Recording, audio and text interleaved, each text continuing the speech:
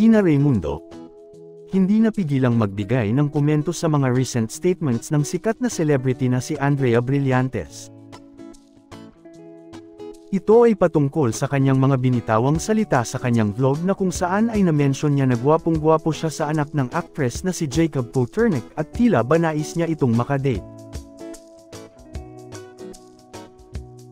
At kung hindi naman daw ito available ay pwede rin ang kanyang kapatid na babae na si Erica Poturnek.